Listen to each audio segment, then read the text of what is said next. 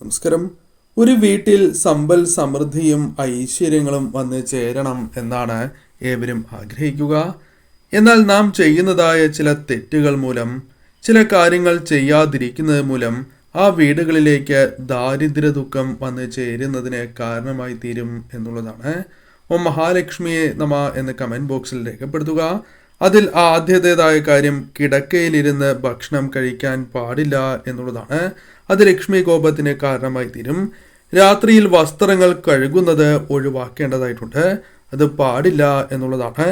രാത്രിയിൽ വീട് തൂത്തുവാരുന്നത് ലക്ഷ്മി കോപത്തിന് കാരണമായി തീരും.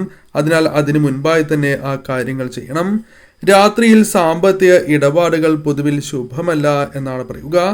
രാത്രിയിൽ മുടി, നഖം എന്നിവ മുറിക്കുന്നതും നിങ്ങൾക്ക് ദോഷകരമായി ഭവിക്കും. കലഹങ്ങൾ സംഭവിക്കുന്നതും ആ വീടിനെ ദോഷകരമായി ബാധിക്കും.